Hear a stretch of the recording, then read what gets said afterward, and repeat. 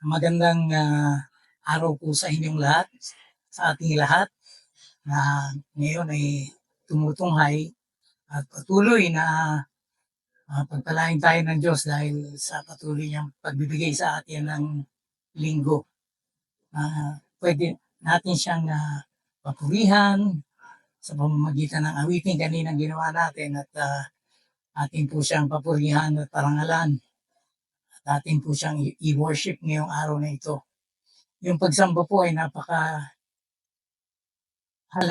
para sa mga Kristiyano na kaya sila nagpupunta hindi para ma-save kundi sila po ay ligtas na. At ang lahat ng mga binigyan ng karapatan ng Diyos na siya ay papurihan at parangalan at sambahin ay ang mga taong tinawag niya upang magkaroon ng kaugnayan sa kanyang spiritual. So tayo po ay mag-umpisa na tingnan po natin ang nais ng Diyos na maunawaan natin ngayon sa ating pong paksa. Okay, so tayo po ay mag-umpisa sa ating paksa na ang title po natin ay Mystery of the Gospel according to Paul. Okay, so kung titingnan po natin, yung mga mahilig po sa misteryo at mahilig po na siguro meron pong pusong na pagka-detective. Mahilig po yan mag-imbestiga. At marami pong tao na investigador. No? At yung mga investigador po, yan po yung mga taong nagbibigay ng halaga doon sa mga bagay na kailangan niyang maunawaan o kaya yung sa iba naman, chismis. Yung mga pagkakataon na ito, pag sinabing misteryo, yan po ay puzzle. No? Maaaring ito po ay ating mga sarili na tinitingnan natin yung kung bakit magulo ang ating buhay. At may ibang tao tinitingnan at inaabangan kung anong susunod na yugto ng iyong buhay. No? Dahil mahiwaga. Alam niyo po ba yung kantang mahiwaga ang buhay ng tao? Yun po kasi yung kanta no. Yung lihim, no? Mahilig po yung mga tao maglihim. At yan po isa sa mga kaugalian ng tao. No? Mahilig magtago. At kung titignan po natin itong ating topic today, napakaganda po ng sinasabi nito, itong enigma. Okay? Alam po natin ang enigma yung pongga, hindi natin maunawaan. At ito po minsan, hindi natin maunawaan dahil hindi po panahon para atin pong makita yung mga tutugma o tatama doon sa pagkakataon na ito'y mabubuksan sa ating isipan at sa ating mga puso. So ito po yung ating titingnan today. At makikita po natin na yung investigador po, pareho sinabi sa Colossus, no? 1:26. Even the mystery na nakatago, which has been hid or hidden from ages and from generations, yung nilihim ng maraming salit-saling lahi, ito po ay nabuksan lamang at na patuloy na nauunawaan sa pagpapahayag sa mga taong pinili ng Diyos upang ito ay ihayag no, sa tamang panahon. At noong mga panahon po na sinabi natin na pinag-aralan po natin yung Old Testament and yung New Testament, yung pong Old Testament law, at marami po yung sinasabi, tinignan po natin yung eschatological at yung view ng mga panahon na dumaan, no? Kung saan, kung titignan natin po, ginawa na lang nating dalawa ito, no? Sa lumang tipan at yung bagong tipan. At atin pong natingnan yung dalawang bahagi yung unang bahagi na kung saan yung law is made for the Israelites, sa mga Hudiyo. At ito po ay mahalaga na malaman natin dahil iba po yung panahon natin kung saan ang Diyos ay tinakda Apostol Pablo upang siya po ang maghayag nitong misteryong ito. Dahil hindi po ito inihayag sa mga panahon ni Jesus nung siya'y nandito hanggang sa pinili niya yung mga disipulo, kundi nung matapos siyang mamatay, ito po ay nahayag unti-unti. No? At si Apostol Pablo po, sa kanya po binigay ang misteryong ito para sa mga hentil. Tayo po yung mga hentil, hindi po tayo Hudyo. Kaya yung paghahati po na ito ng law and grace ay iba po sa panahon ng lumang tipan where you have the temple and everything coming from the law, at dun po sa bagong tipan na sinasabi natin we are under grace. Okay? So, dahil po nandito tayo sa grace period, nandito po tayo sa church period of time. At ito po ay masasabi natin that we are in the body of Christ kung tama po ang ating kaunawaan ng misteryong ito, at ito po ay ating pong pinaniwalaan at tinanggap sa ating buhay, sa ating mga puso at gawain sa pangpisikal. No? Okay, so ang sinasabi po rito ng hiwaga na sa mahabang panahon, okay, so from the Old Testament, inilihim. Okay, mula sa salit-saling lahi. So ngayon, sabi sa unang Korinto 2:7, but we speak the wisdom of God in a mystery, even the hidden wisdom which God ordained before the world unto our glory. So ito po ay ang karunungan na pinagkaloob ng Diyos. At ito nakapakete o nakapackage. At ito po yung nakatago, itong karunungan ito na mula sa Diyos na hindi nahayag. Ito po yung sinasabi nating sikreto pa noon. At nahayag lang at sinasabi sa atin ngayon, hindi po nahayag noong una, itinalaga ng niya para sa ating ikaluluwalhati. So, kung titignan po natin at ating pong i-review yung kung binabasa po niyo yung Book of John, no? Meron po akong naunawaan doon na yung sinasabing nahayag na ito, na kaluwalhatian ng Diyos, yung kaluwalhatian po na yan ay nasa atin ngayon. Dahil tayo yung kumakatawan sa Diyos dito sa lupang ito, because we are members of the body of Christ, tayo po yung kaluwalhatian ng Diyos dito sa lupa at para sa langit at para sa Kanya. No? At bago pa likhain ang sanlibutan, ito po inordain niya na. Ito po pinakita niya na. Okay, so ano po yung sinasabi rito sa mystery na to na tinago? Anong pwedeng gawin sa atin ito? No? Sabi po sa Romans 16:25, now to Him that is of power to establish you according to my gospel. Ito po yung gospel ni Paul. And the preaching of Jesus Christ according to the revelation of the mystery which was kept. So makikita po natin talaga na sinasabi na ito yung tinago, it was kept secret since the world began. So, ito pong magandang balita na sinasabi na tungkol kay Kristo na ipinapangaral ni Apostol Pablo, at nung siya po ay tinuruan ng Panginoon na he was separated from the apostles, the other 11 apostles. At yun nga po, ang pinili po ng mga lumahok kapalit ni Judas ng panahon na yun ay si Matthias. Ano? At kung titignan mo po natin, si Paul po ay pinili sa labas ng 12 ito o ng 11 ito, dahil hindi po pinakita sa Bible na yung gawain ni Matthias kung siya man po pinili.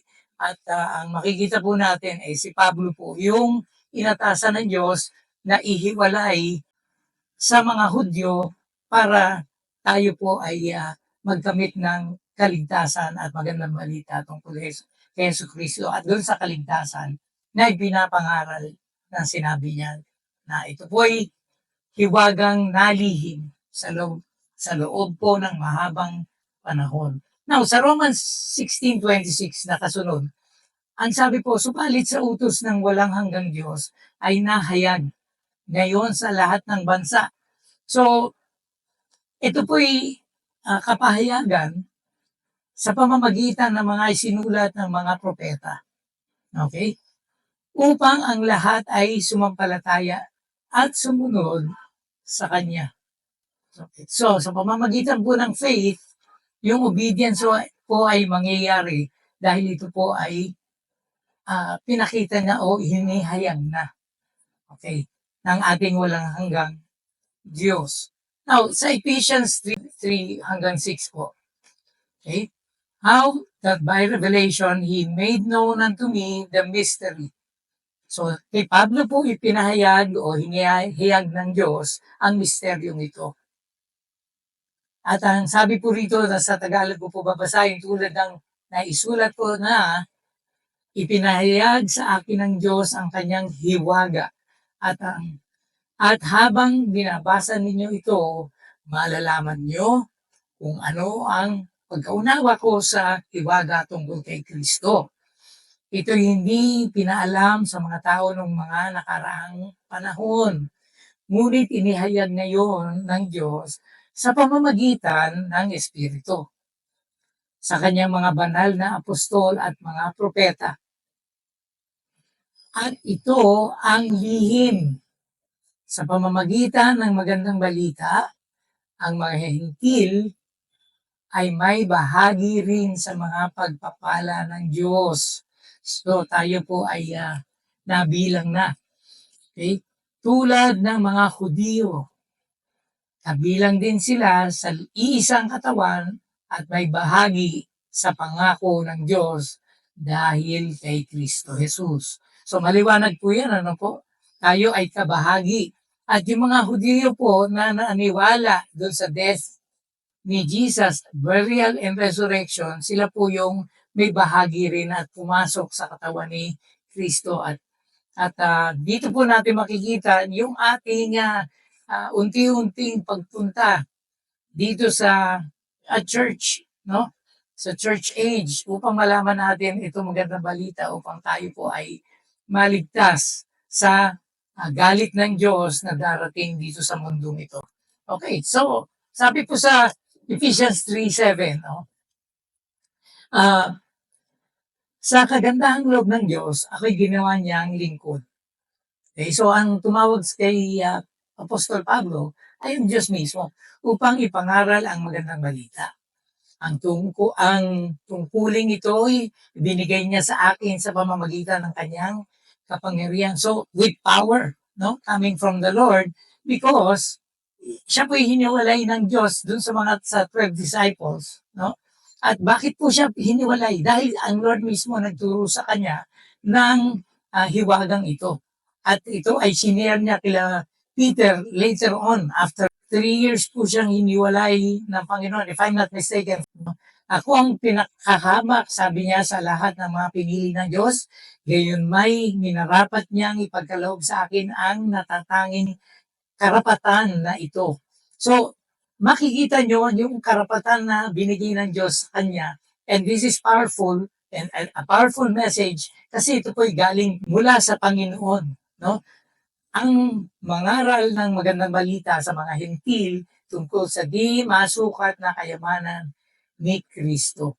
So, dito sa gospel na dala-dala ni Paul coming from the Lord, dito po makikita natin yung kalawakan at kalaliman, no, na hindi masukat na kayamanan ni Kristo. At dito po natin maiintindihan kung paano ang kapangyarihan ng Diyos ay maihahayag sa atin upang ito ay maging magandang bahagi ng ating buhay dito sa lupa, no? Upang makita ng iba kung ano ang klase ng ating pananampalatayang may kasamang kapangyarihan ng Diyos. At magpaliwanag, verse 9, sa lahat kung paano isasagawa ng Diyos ang kanyang lihim na plano.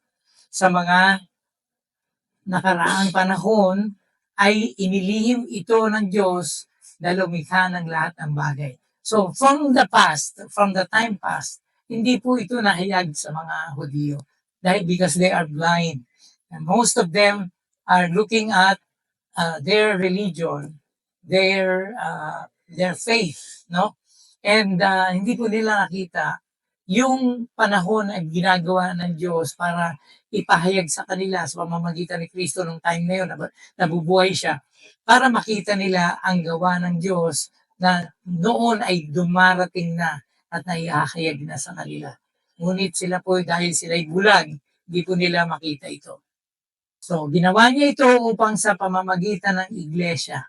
Okay, so wala pa pong iglesia noon. Ano? Dumating po ito ng tinakdang panahon ng Panginoon upang ito ay maipanganak, maisilang, ay maipakilala ngayon sa mga pinuno ng mga may kapangyarihan sa kalangitan. Ang walang hanggang karunungan ng Diyos na nahahayag sa iba't ibang paraan. So, napakahalaga po nitong maunawaan, ano? At ito pong kapahayagang ito ay patuloy niyang gagawin sa ating paglago at pagpapatuloy sa ating pag-aaral ng salita ng Diyos. Nais ng Diyos na tayo po ay marunong pag-aralan natin at isa puso natin, no? Ang nais niya na tayo ay magkaroon at magtamo ng karunungan mula sa kanyang mga salita upang mabago ang ating takbo ng buhay, no? Now, ito po yung sinasabi now is made manifest to the saints kung ano po itong sikretong ito na sinabi ng Diyos ngayon, no? Sa panahon natin ngayon. The secret of the Lord is with them that fear Him. So, yung mga sinasabing may takot sa Panginoon, yung sikretong ito na magandang balita ay ito ang gumagabay sa kanilang buhay. And sabi ng Panginoon, ipapakita niya sa kanila ang kanyang covenant, yung kasunduan.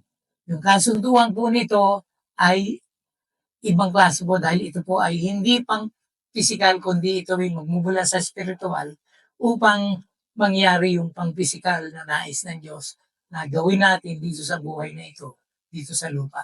So, dito po sa Matthew 13:11, sabi nga po, He answered and said unto them, because it is given unto you to know the mysteries of the kingdom of heaven.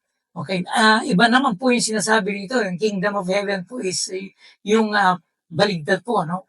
Ang kingdom of heaven, yung paghahari po ng Panginoon dito sa lupa. Okay? So, yung mysteries of the kingdom of heaven, dito para maihayag sa ibang tao kung ano yung ginawa ng Diyos sa'yo mula doon sa spiritual na regeneration na ginawa niya sa'yo. Okay? Sa pagtanggap mo ng bagong creation mula sa kanya. Later on, we'll find that out. But to them, it is not given. Sa iba po ay hindi binigay o hindi pinaunawa. Okay? So, bakit po sinabi ito? Matthew po, sabihin natin, hindi pa po ito yung time ni Paul. Bakit it was not given to them? Because it was not yet the right time for them to know this. Okay, so, dumating sila nung nakita nila si Pablo at binigay na kay Pablo yung misteryong ito, doon nalaman nila at nag-agree po sila doon sa kapahayagan ni Pablo tungkol sa mystery na si Pedro man po ay naguguluhan o hindi niya na sinabi niya sa isang verse na malalim po ito si Paul sa kanyang pagkakaunawa sa nais ng Diyos na mangyari. So, ito po ngayon sa sinasabi dito, sumagot siya, ulitin ko sa Tagalog, sumagot siya, pinagdaloob sa inyo ang karapatang maunawaan ang hiwaga tungkol sa kaharian ng langit. Okay, so sa physical po ito, paghahari ng langit, ngunit hindi ito pinagkaloob sa kanila. So, dati po tinatanong ko at may difference po kasi yung kingdom of God and kingdom of heaven. Okay? So, yung kingdom of God, masasabi natin yung kingdom na tinatayong physical ng mga para dito sa lupa ng mga Hudyo na in-expect nila kay Jesus. Ngunit hindi po ito nangyari. Kundi naipako po siya dahil din sa sila ang pumili nito. Sila ang nagplano po nito. Ngayon, ang sinasabi po natin dito sa kingdom of God is a different kingdom because this is a spiritual kingdom na wala po ang mga Hudyo nito. Wala po silang spiritual life because it is still coming. Hindi pa po dumadating. At darating lang po yan, the time when the Holy Spirit come to them. At nung dumating ang Holy Spirit sa kanila, dito po nag-umpisa ang spiritual life na meron yung mga kukunti at kapiranggot na number of people who became believers and bearing the Spirit of God with them na dumating. So, mga kapatid, ito po yung sinasabi na kailangan nating maunawaan at pinaunawa sa atin ngayon ito. Okay? So, magpatuloy po tayo dito sa Mark 4:11. Sinasabi niya ay pinagkaloob na sa inyo. So, tapos na po, ano? Pinagkaloob na sa inyo. Ito po yung mga naniwala at nanampalataya. No? Pinagkaloob na sa inyo ang karapatang maunawaan ang hiwaga tungkol sa kaharian ng Diyos. Ibig sabihin may nag-share na sa inyo at ito'y tinanggap ninyo. Okay? Ngunit sa iba, ang lahat ng bagay ay itinuturo sa pamamagitan ng talinghaga. Ito yung time no ng mga hindi nila maintindihan yung parable ni Jesus pag siya'y nagbibigay ng talinghaga. No? Pero doon sa mga pinili ng Diyos upang maunawaan ang mga bagay na ito, yun po yung mga nagtatanong, okay, sa Kanya. At ito'y sinasaalang-alang ni Jesus upang sabihin sa kanila, at kung babasahin po niyo mga pangyayaring ito, makikita niyo na ipinagkaloob sa kanila yung pangunawa na nagmumula sa Diyos. At doon sa Luke 8:10, sumagot si Jesus, ipinagkaloob na sa inyo ang karapatang maunawaan ang hiwaga tungkol sa kaharian ng Diyos. Ngunit sa iba'y nagsasalita ako sa pamamagitan ng talinghaga. Hindi po nila maintindihan. Kaya makikita nyo marami pong tao na hindi maintindihan salita ng Diyos kung ano-ano pong belief system ang kanilang inaalaw o ini-welcome sa kanilang puso't isipan. Kaya pati yung buong pamilya po nila ay ligaw sa mga tamang pagtuturo na sinasabi ng ating Panginoon. Magpapatuloy po ako nang sa gayon, tumingin man sila hindi sila makakita. Okay? At makinig man sila hindi sila makaunawa. So there's something wrong, no? So ano ba yung difference natin sa aspetong ito na kailangan nating maunawaan, no? In 2 Timothy 1:10, bago natin puntahan yung sinasabi natin kanina na pinahayag ko, na hindi po makita at hindi nila marinig. Mamaya po ating pong tutunghayan ito. But basahin po natin ito. But it is now made manifest by the appearing of our Savior Jesus Christ, who hath abolished death. So ito po yung package, no? Inabolish na ng Panginoon yung death and hath brought life and immortality to light through the gospel. So, sa pamamagitan po pala ng gospel of salvation na ito, according to Paul, dito po ay dahil sa ating tagapagligtas, winakasan niya ang kapangyarihan ng kamatayan. So, hindi na tayo matatakot sa kamatayan because God already has given us eternal life habang nandito pa po tayo sa lupa. Pinagkaloob na po sa atin ng Diyos ang buhay na walang hanggan, no? Sa pamamagitan ng magandang balita. At yun nga po, kung ito'y narinig niyo, at sabi doon sa 1 Corinthians 15:1-4, ito po yung batayan ng ating salvation. At nais ko pong bigyan ng daan para yan ay sa pamamagitan ng ating mga pag-aaral, ito po ay ating unti-unting mauunawaan kung paano ito nangyayaring baguhin ang ating kalagayan.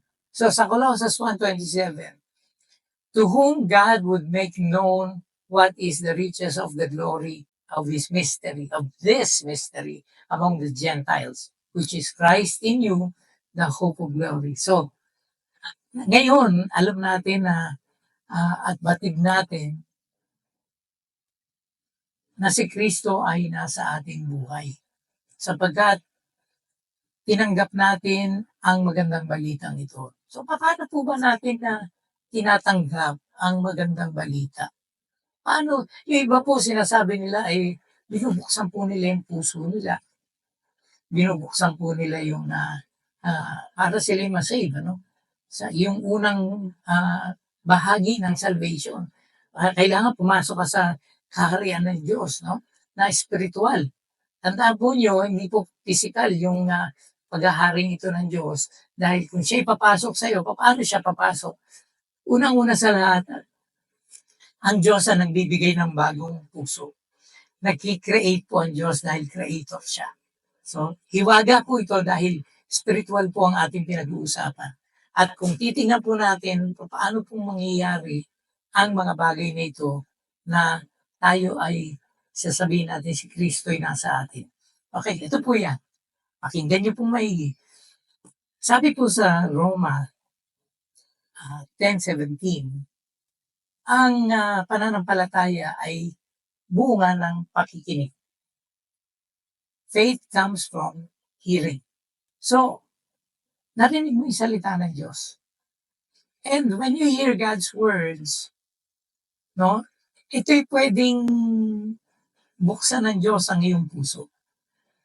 At siya ay mag-create ng bagong tenga sa iyo upang marinig mo at may transform ng Lord sa iyo o maibahagi sa iyo ng Lord yung spiritual na tenga na i-recreate niya. Kasi kung titignan po natin sa susunod na ating tutunghayang itong PowerPoint na ating titignan, dito natin makikita kung ano po ang nais gawin ng Diyos upang tayo ay maging Kanya.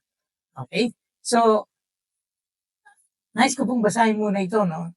Okay, so, that which is born of the flesh is flesh, and that which is born of the Spirit is spirit. So, magkaiba po yan. Born of the flesh, born of the Spirit.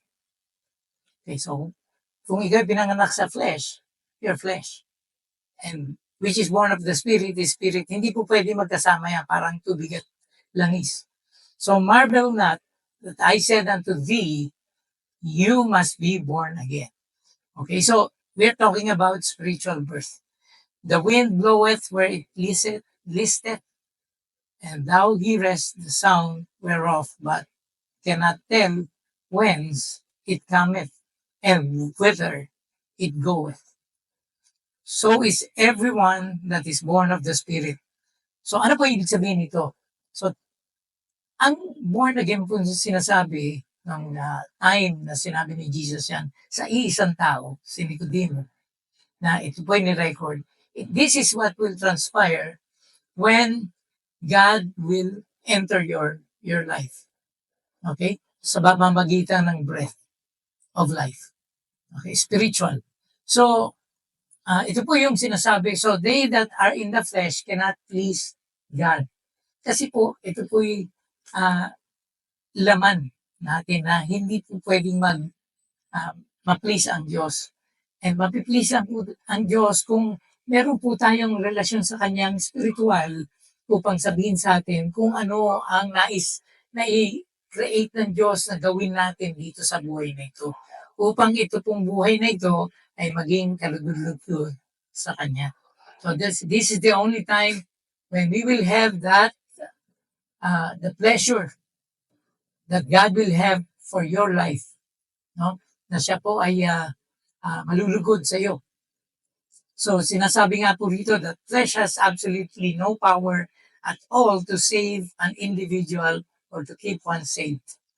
Okay, so sa ating mga pag-iisip kaya may mga doubts tayo sa ating sarili. In fact, the only thing that the flesh must do in order to be saved is to die. So nage-gets niyo po ba 'yan? Kaya nga po yung death, burial, and resurrection is very important. It's because you have to die to self. You have to die dun sa former life mo. Okay, so thankfully, it is God who performs even the operation of crucifying our sinful flesh. So kaya nga nating mamatay sa ating mga sarili in order for us na magkaroon ng newness of everything. So pagka sinurrender mo yung buhay mo kay Jesus, this is the time because you heard the gospel, the good news of salvation, makikita mo that God will have this newness because uh, yung mga pinakinggan mong salita niya ay naging bahagi ng iyong buhay. So, again, we are in the church age gospel, okay, of death, burial, and resurrection. Yung death means significantly, nung si Jesus ay namatay, nilibing at nabuhay na muli, dito po pinapakita sa atin na tayo pong mga nandito sa buhay na ito ay kailangang husgahan na ng Diyos habang tayo nandito. To die for the sins that we have because we will give it to the Lord as our sacrificial offering to Him. No? The first time, and hindi na po mauulit ito dahil one time salvation lang po yung sa atin na sinasabi ng na that you will only die once. And dito pa lang, kailangan tayong, dahil nakita natin na tayo makasalanan, tayo ay kailangang mamatay na kasama ni Kristo. Ito yung sinasabi nating substitutionary death.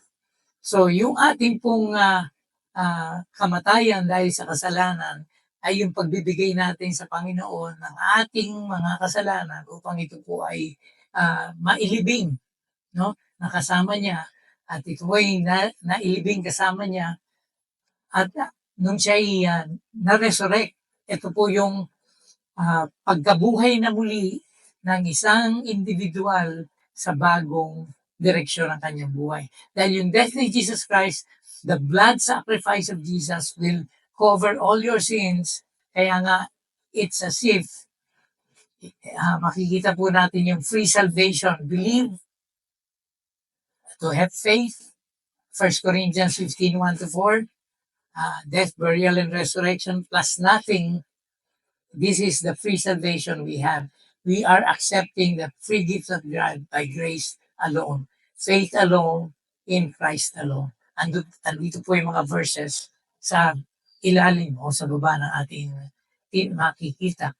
So, ikaw ba namatay na nakasama ni Kristo dahil nalaman mong ikaw ay huhusgahan pagdating ng panahon? Okay? At ikaw ba'y lahat mo ng iyong mga kasalanan ay nailibing na kasama ni Kristo. At ito po'y tinalikuran na natin sa pamamagitan ng ating burial. No? At yun nga po, sa pamamagitan ng dugo ni Kristo, lahat po ng ating kasalanan ay winalang di sana ng Lord. No? As if we are a new person. Kaya nga sinabing ang pareho ng mga bata, no? Pag sila'y sinilang, ang wala po sa kanila ay yung past. At meron lang po silang future. Meron silang present and future. So wala pong past pag ikaw ay pinanganak na muli sa Espiritu dahil ikaw ay ni-resurrect ng Diyos to a new journey together with Him. Kaya nga po kailangan tayo ay ma-save by grace. Okay, ito po yung regalo. Ang grace po yung regalo. Okay, hindi po yan pinaghihirapan para ito po ay swelduhin ng isang tao. Okay, so yung grace po, sabi po rito, no, sa Romans 11:6, and if by grace, then it is no more of works. Kung titingnan po natin doon sa Old Testament, yung mga Hudiyo, when they have the law, they have faith, and but they need to work out their salvation. Kailangan po nilang magtrabaho para sa salvation nila. Okay, sa age natin ng grace, tayo po ay sinave by grace through faith. At pagkatapos po nating na-save by grace through faith, binigyan dito dumarating yung works of faith. Na ngayon tayo po ay sinilang na nasa Pilipos 1:6 po ito, no? We are created to do good works. Okay? So ni-recreate tayo ng Diyos, binuhay tayong muli, ni-resurrect tayo to do good works. Ano yung good works na yan? Good works na yan, ibig sabihin na pag sinabing good, everything that God is creating inside of you through His words to be able to obey it. Okay? Otherwise, no more work. No? At kung iintindihin po natin, hindi po tayo nandito sa law and works. Faith, law, and of works. Okay, nandito po tayo sa grace. So anyways, well, hindi po natin makikita yung gospel ni Paul ng grace anywhere in the scriptures outside of his epistles. Nandun lang po yan dun sa mga sinulat niya from Romans to Philemon. No? Because the mystery revelation about the new creature, the body of Christ, okay, is unsearchable. Okay. Hindi po natin makikita yan dun sa Gospels ng Matthew, Mark, Luke, and John. Okay? Na yung new creature, alam niyo po yung 2 Corinthians 5:17, therefore if any man be in Christ, he is a new creature, all things are passed away, behold, all things are become new. God recreated you to have a new system of life. Okay, so ito po yung sinasabi nating ikaw ngayon ay nasa katawan ni Kristo, the body of Christ. Okay, so since we know that it's unsearchable, alam po natin na sinasabi natin, for as the body is one and has many members, okay, meron pong kamay, merong mata, may ilong, but all the members of that one body being many are one body, isa lang po yung katawan. So also is Christ. For by one Spirit we were all baptized into one body, whether Jews or Greeks. Tayo po ay nakipag-isa kay Kristo by death. Okay, we were baptized in the death of Christ, whether slaves or free, and all have been made to drink into one Spirit. So, iisa lang po yung Spiritong sumasa atin, no, na mga nasa katawan ni Kristo, at tayo po ay nag-a-agree dito po sa sinasabi pong itong pangangailangan nating maunawaan, unsearchable gospel na ito of grace and truth. And to me who am less than the least of all saints, is this grace given that I should preach among the Gentiles the unsearchable riches of Christ. So meron po tayong katulad ko, lahat po ng tinawag ng Diyos upang mabuksan ang kanilang pangunawa, kanilang puso, ang buhay nila sa pagbabagong ito na sa pamamagitan ng salita ng Diyos na Espiritu na mag-quicken sa atin to give us the spiritual and newness of everything in life to change. Ito po ngayon yung sinasabing mga kayamanan para sa atin. At darating po yung time when everything given to Him, na alam ng Diyos na nakasulat po ito dahil ginawa natin ang lahat ng ito sa pamamagitan ng pananampalataya natin mula kay Kristo. Okay, so dapat po nating maunawaan ang head po ng body is Jesus Christ. Jesus Christ is seen as the head of the body, which is the church, while the members, yung katawan po of the body, are seen as members of the church. Okay, so maghanap po tayo ng church na pwede pong tayo ay lumago, na Meron ko pong katuruan na tulad ng ating tinuturo ngayon. At dito po tayo nagwawakas at nais ko po kayong ah, anyayahang manalangin. Panginoon, salamat po sa pagkakataong ito upang kami po ay turuan niyo at sa ibigay niyo kaunawaan ito na hindi po nabubuksan sa maraming tao hanggang ngayon na kayo po ang siyang nagbibigay ng mercy so that they will understand your words when we share the gospel. Tulungan niyo po sa tamang panahon, kami po ay makapag-share ng kaligtasan ito upang ito po ay ma-reveal sa kanilang buhay. Ito po ay maging kabanata ng buhay nila na mabubuksan ng maraming bagay na nagmumula sa iyo na later on, they will rejoice because sila po ay naligtas at ang kanilang buong pamilya. So Lord, dito sa inatas niyong ito sa amin upang i-share namin ang iyong kapangyarihan na magpalaya sa aming mga dati po ay nasa kasalanan, nasa kadiliman. Ngayon po, Panginoon, ang panahon upang kami po ay maghayag ng mga bagay, Panginoon, na katotohanan upang ang mga taong nasa kadiliman ay mapunta sa liwanag, Panginoon. Kung saan makikita nila ang dinaraanan nila dahil sila po ay may liwanag na nagmumula sa iyo.